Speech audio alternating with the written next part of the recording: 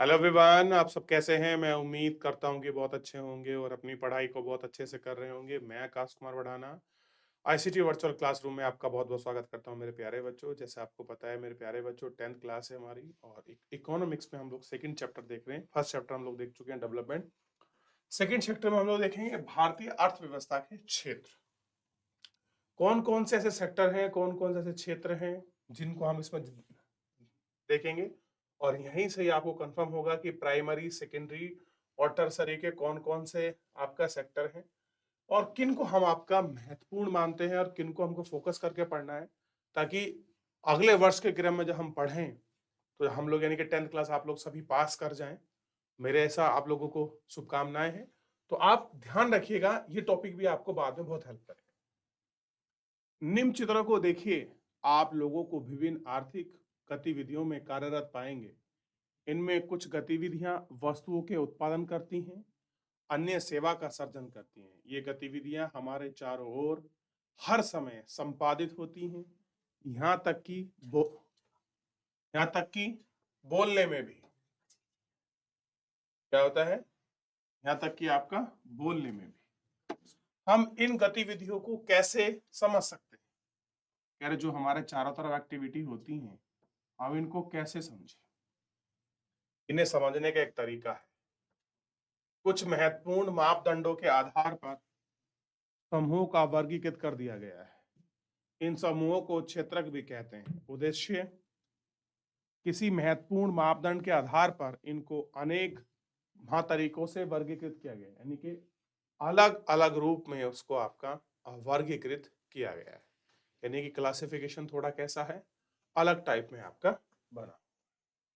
अब कैसे है क्लासिफिकेशन, देखिए। अब कोई व्यक्ति है जो डाकिया है, पोस्टमैन है। आप देख रहे हैं, पहला इमेज के से शुरू करते हैं। पोस्टमैन है, कोई डाकिया है जो आपके पत्राचार पकड़ाते। एक टाइम था कि कितनी सारी चीजें डाक के माध्यम से ही आती और जाती थी। दूसरा माध्यम है, देखिए इमेज है कि कोई व्यक्ति है जो आपका कुली है। देख रहे हो, रेड कपड़े पहने हुए है, कंधे पे बैग टांगा हुआ है, सर पे बैग रखा हुआ है और यानी कि वो कुली का काम है। एक ऐसे मजदूर हैं जो किसी भट्टे पर ईंट बना रहे हैं। ईंट को पाथना बोलते हैं वैसे। ईंट बना रहे हैं, आप उनको देख सकते हैं। पुरुष और महिला दोनों कार्यरत हैं। आप उधर देखिए कि ये दो महिलाएं हैं जो आपके कपास को बीन रही हैं, यानी कि कपास का पौधा उगाया जाता है।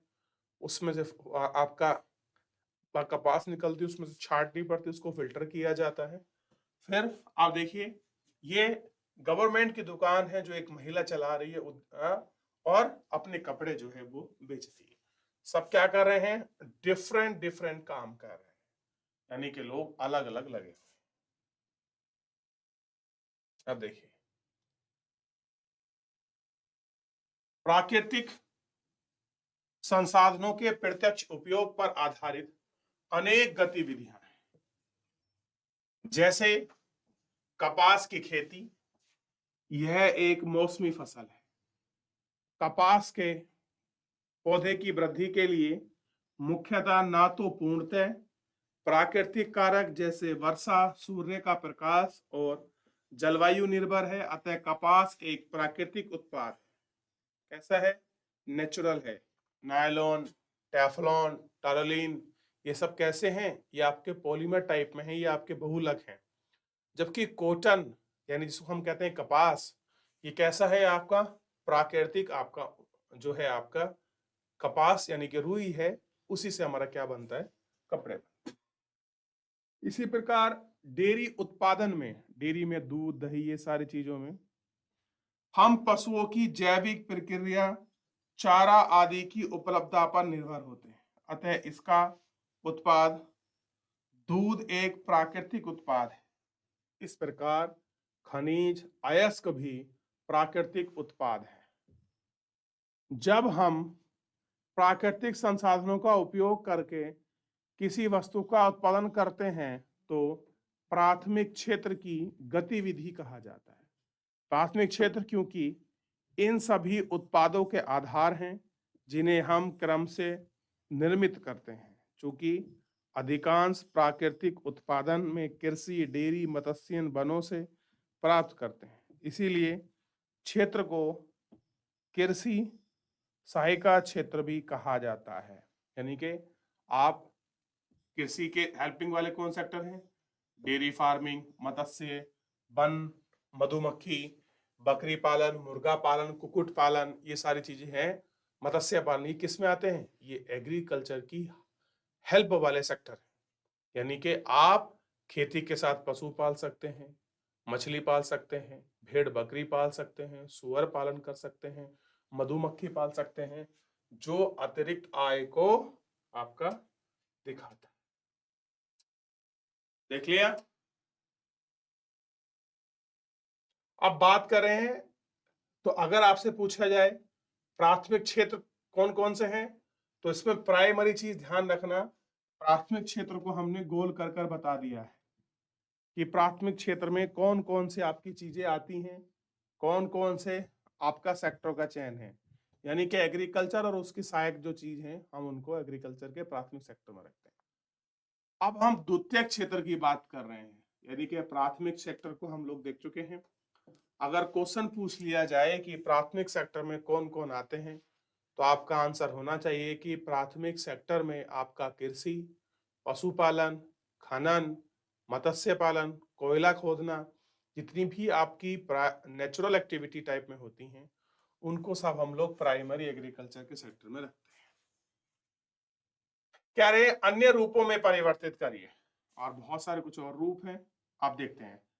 द्वितीयक क्षेत्र की गतिविधि के अंतर्गत प्राकृतिक उत्पादों को विनिर्माण प्रणाली, यानी कि प्राइमरी सेक्टर को आपका मैन्युफैक्चरिंग यूनिट में उसको ट्रांसफर करके उसका रूप चेंज किया जाता है, और प्राथमिक क्षेत्रों के बाद अलग कदम उठाते हैं।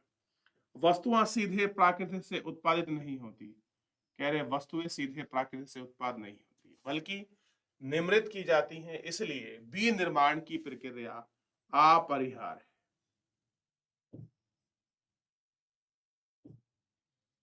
यह प्रक्रिया किसी कारखाना, किसी कार्यशाला, घर में हो सकती है। जैसे कपास के समय पौधे से प्राप्त रेशे का उपयोग कर हम सूत कातने और कपड़ा बुनते हैं। गन्ने को कच्चा माल के रूप में उपयोग करते हैं और हम चीनी और गुड़ तैयार करते हैं। यानी कच्चे माल के रूप में क्या बनती है? गुड़ और चीनी जो है आपकी तैयार होती है। आप भी जानते हैं गन्ना कैसा है? एग्रीकल्चर का पार्ट है। हमने उसको मशीन में यानी कि मैन्युफैक्चरिंग करी, उसकी तोड़ दिया, गन्ने से रस निकला, रस से हमने क्या बनाया? रस निकाला, रस को पकाया, गुड़, चीनी, सीरा, मिश्री, खांड, सब इसी से हमने आपके तैयार की शक्कर बनाया। हम मिट्टी की ईंट को बनाते हैं, और ईंट घर और भवन बनाने का काम करती है, क्योंकि क्षेत्र क्रम से संबंधित क्षेत्र का उपयोग से जुड़ा है, इसलिए औद्योगिक क्षेत्र भी कहा जाता है। क्या कहा जाता है? औद्योगिक क्षेत्र भी कहा जाता है।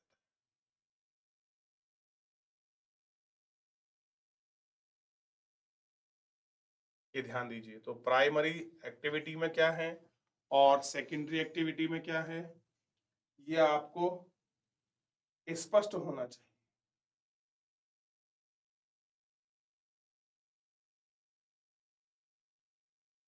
देख लिया?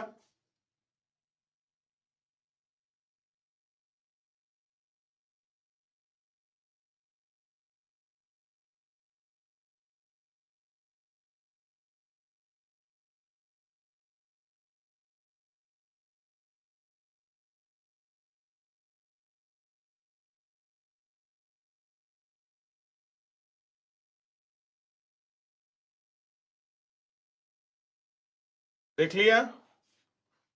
तो ये सेकेंडरी जो आपका सेक्टर था। अच्छा, यानी कि प्राइम सेकेंडरी सेक्टर किस पे डिपेंडेंट हो गया? आपकी प्राइमरी पर। अगर हम आगे बढ़े, प्राथमिक और द्वितीयक क्षेत्र के अतिरिक्त आर्थिक गतिविधियां एक आपकी तीसरी कट होती है। कोई प्राइमरी और सेकेंडरी क्षेत्र के अंतर्गत है, तो तीसरी इसमें कोटि आती है। कोटि का मतलब होता है स्तर, लेवल। क्लियर है? उसे कहते हैं हम तृतीयक क्षेत्र, प्राइमरी सेकेंडरी टर्सरी। तो प्राइमरी में एग्रीकल्चर, सेकंड में एग्रीकल्चर, जैसे एग्जांपल बताया कि गन्ना जो है कृषि प्राइमरी है, गन्ने से हमने गुड़ बना दिया तो वो आपका सेकंड होगा। लोहा हमने खोदा प्राइमरी था, लेकिन लोहे की हमने गाड़ी बना दी आपके टर्सरी है, और बेच दी तो आपका सर्विस सेक्टर है। क्लियर है? अब देखिए, उपयुक्त दोनों क्षेत्र भिन्न हैं। ये गतिविधियां प्राथमिक और द्वितीयक क्षेत्र में विकसित की मदद करती हैं। यानी कि तृतीयक क्षेत्र में प्राइमरी सेकेंडरी का योगदान होता है तो ही आपका टर्सरी बनता है। ठीक। और ये गतिविधियां स्वतः वस्तु का उत्पादन नहीं करती, बल्कि उत्पादन प्रक्रिया में सहयोग में मदद करती हैं। प्राथमिक और द्वितीयक क्षेत्र द्वारा उत्पादित वस्तुओं का थोक एवं खुदरा विक्रेताओं के बेचने के लिए ट्रक और ट्रेन द्वारा परिवहन जरूरी करना पड़ता है। कभी कभी वस्तुओं को गोदाम में भंडारित करने की आवश्यकता होती है। हमें उत्पादन और व्यापार में सहूलियत के लिए टेलीफोन, दूसरों से वार्तालाप करने के लिए पत्राचार, बैंकों से कर्जा लेना भी आवश्यक है। कह रहे कि हमको बहुत बार ट्रेड करना है, कोई आपका प्रोडक्शन करना है, किसी चीज को एक स्थान से दूसरे स्थान पहुंचाना है, किसी को होलसेल प्राइस में बेचना है। होलसेल मतलब जो बड़े बड़े लाला होते हैं, और जो आप खुदरा दुकान मतलब जो छोटी मोहल्ले में, गली में, कॉलोनी में दुकान होती हैं, जो आपका रिटेल में 10 रुपए की, 20 रुपए की चीज देते हैं। आप किसी बड़े थोक विक्रेता के पास जाइए, आप कहिए कि मेरे को 20 रुपए की चीनी लेनी, वो नहीं देगा। लेकिन आप दुकान पर पहुंची, मांगी, वो आपको 20 रुपए की चीनी भी देगा। तो उनको कहते हैं खुदरा व्यापारी। तो आपको कंफर्म होना चाहिए कि खुदरा व्यापारी कौन है। ठीक, इनको हम लोग आपका देखें। ठीक,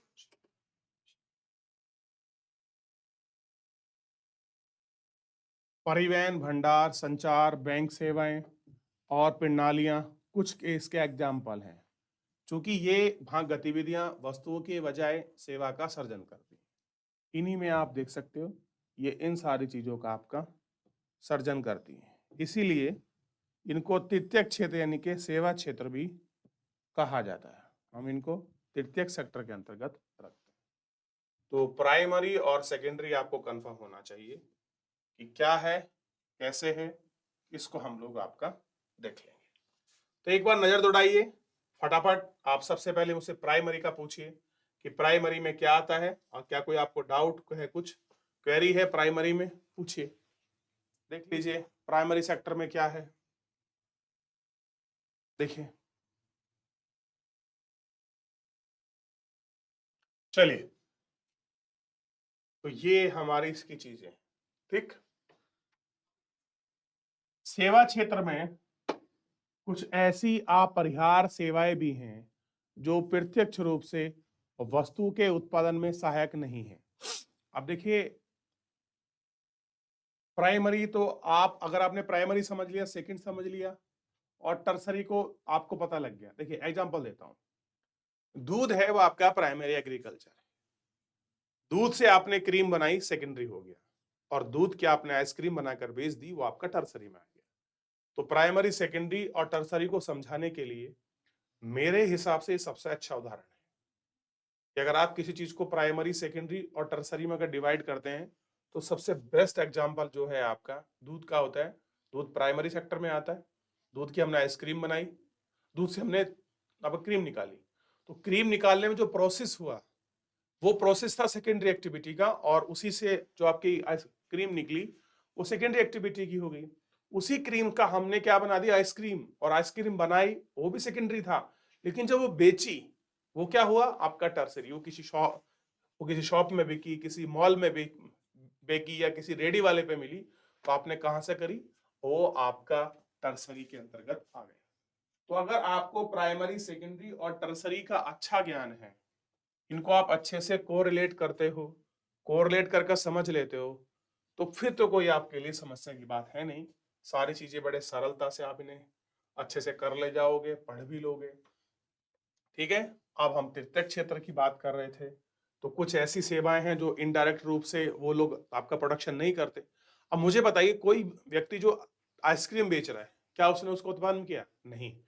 दूध निकाला किसी और ने, प्रोसेस किया किसी और ने, और बेच आप रहे हैं, और खरीदेगा कोई और।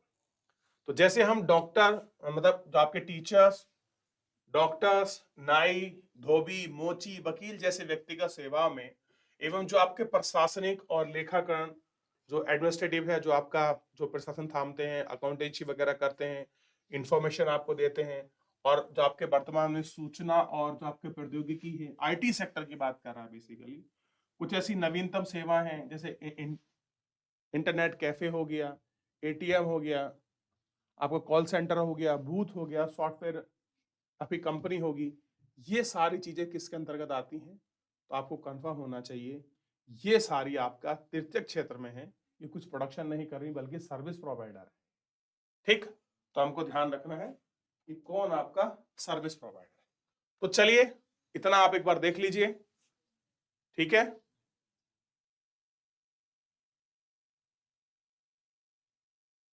तो आप इसको देखेंगे तो अब मुझे बताइए, अच्छा ऐसे ही क्या है, जैसे आपके बैंकिंग सेक्टर है, आप बैंकिंग को देखते हैं, बैंक में हम क्या करते हैं, पैसों का लेन देन करते हैं, पैसों के ट्रांजैक्शन करते हैं, इसी ट्रांजैक्शन के कारण क्या होता है, हम चीजों को मैनेज करते हैं, पैसे का लेन देन करना, चेक, डीडी, ट्रांसफर, ये सारी चीजें किसमें होती हैं, इसी के अंतर तो होती हैं।